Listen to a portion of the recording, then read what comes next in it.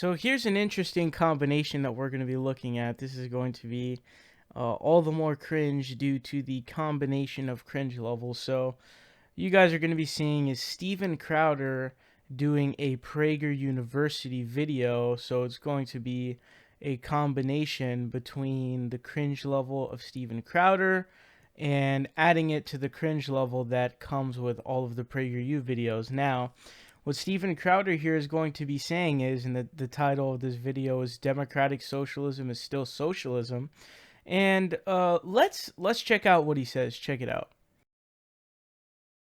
Democratic socialism. It's not the same as socialism because it's democratic, right? Or something, right? People are buying that. People buy that now, right? Apparently. As though adding the word democratic in front of a word changes what it means. Just because we toss something to a vote doesn't change what that something is, nor does it alter whether that something is inherently good or bad. Couple of examples, because I know you'll ask. Hamas was democratically elected as the government in Gaza, despite the fact that the destruction of not only Israel, but the eradication of all Jews is in their official charter. Robert Mugabe, or Bobby Mugabe if you prefer, was democratically elected by a loving majority in Zimbabwe. Zimbabwe, how's that working out? Venezuela? Well, Hugo Chavez, noted personal favorite and friend of Sean Penn, to whom he constantly pointed as being unfairly characterized as a dictator when in fact he was democratically elected as a socialist. Well, how'd that work out for Venezuela? Well, it's now on the brink of collapse, despite it being one of the most resource-rich nations in the entire world. Basic things like eggs, milk, flour, and toilet paper are either too expensive for the average Venezuelan or simply out of stock. Out of stock, mind you, democratically. I know. Some of you will say, well, that's not fair because really we knew all along it technically was a dictatorship. Okay, that's fair. Let's move on to example number 2. Denmark? Okay, here's the time where you point to an entirely homogenous population about 1/60th the size of America's and you point to that as the blueprint. Okay, let's go there. This is a place where the middle class can't even afford a car because of the 180% new car tax.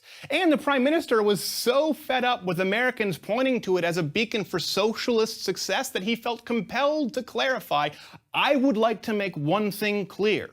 Denmark is far from a socialist planned economy. Denmark is a market economy. Sweden? I love Sweden. Okay, great bikini team, and thanks to that country, my armoire now doubles as a bookcase. Speaking of which, the founder of IKEA, let's be honest, the only really cool export from Sweden, aside from a few good hockey players, left Sweden because of the stifling high tax rate. So, Sweden, good place, not bad people, but a successful model for a viable economy in today's global market? Incorrect. The fact is that over time, the greatest enemy of socialism is reality. The reality that human nature will invariably pull certain people toward individualism and success, and others toward laziness and collectivism. The tension between the makers and the takers always leads to socialism's inevitable collapse. But I know that I can give you examples of failed socialist economies until I'm blue in the face, and you won't care. Because at least socialism is inherently more morally altruistic than the evil, greedy, capitalist warmongering seen in the West. Greed? What's more greedy than wanting to take from someone else something that you haven't earned?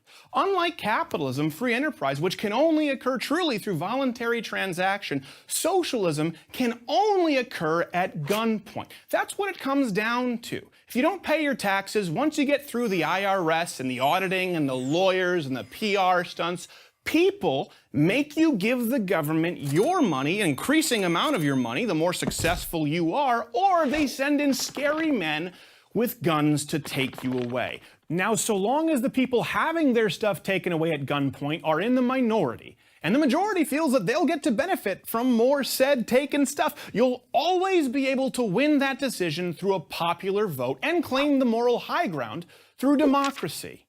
Putting the word democratic in front of your socialism doesn't make it any inherently more moral nor less violent.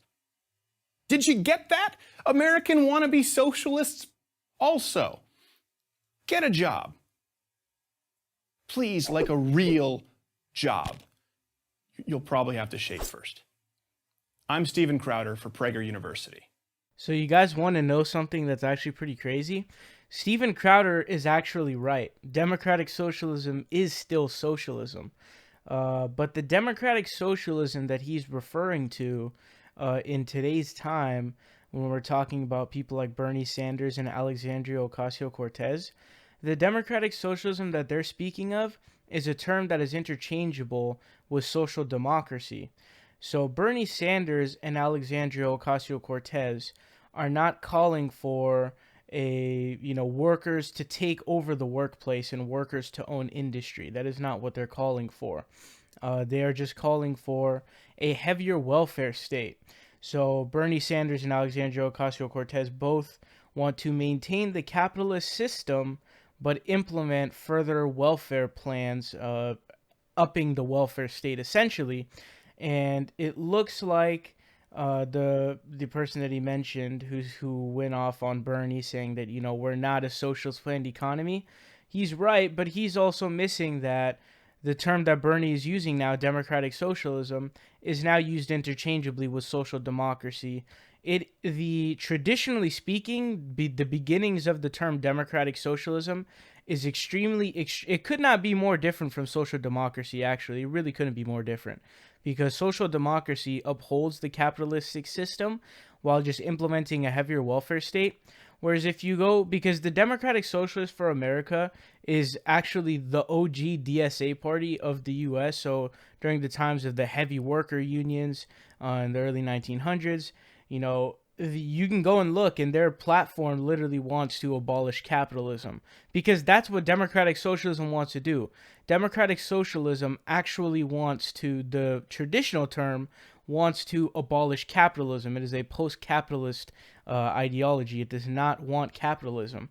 So what you're looking at is Steven Crowder is actually right in the beginning, because he's making the differentiation of saying that basically, traditionally speaking, the term that is now used interchangeably but previously was not, is actually not the same. Democratic socialism is the same as socialism. The only difference is that democratic socialism clearly, explicitly puts out that the governmental system is going to be democratically elected. So in a socialist country, a socialist economy includes workers owning industry.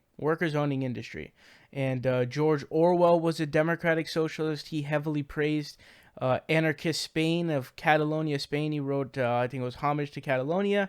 So that's the system that he's talking about. Now, here's something weird about that video is I don't understand how he pivoted from going after like Venezuela, which is like an actual socialist country. He goes from doing that to shitting on social democratic countries without making the distinction that they're actually different. So he should have made it out clear that these two things are not, like, these two countries are not the same really in any way, and that they're very different from each other. And he just sort of like pivoted shitting on them in different ways instead of showing the differentiation, because the countries that Bernie and Alexandria Ocasio-Cortez want, the U.S. to be more like, is countries, pretty much every other European nation, every other modern developed nation is in a further direction that we need to go in. So whether it's Germany, whether it's the UK, whether, it's Canada, and, it's not even a European country, Canada, all these different nations all have one form of single payer healthcare or another that covers every single person in their society. So what you're talking about is we're behind pretty much every fucking modern nation. So when you go, oh, well, your ideal nation has like 10 people in it, the UK has over 60 million people. So what we're talking about here is adopting policies similar to, obviously the healthcare plan that Bernie Sanders wants is more of a Canadian style system than a UK style system. But the fact that it works in a 60 million country would obviously mean that it could work in a country with 350 million, because the numbers are proportional. Now, I could see the difference maybe if there's like literally like 2 million people, but if there's a country with 60 million or even 30 million that's able to do it, at that point, the numbers are just proportional. They become proportional. And of course, we hear the standard talking points of, they're homogenous culturally wise, when Canada's not homogenous cultural wise. They have a lot of diversity. They have a lot of different cultures and everything like that. And they're able to have a universal healthcare system just fine. But obviously, Steven Crowder's not going to agree with that assessment because he came from Canada.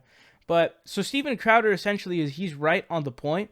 But the issue here is that he then pivots to shitting on social democratic countries without making an actual distinction of it.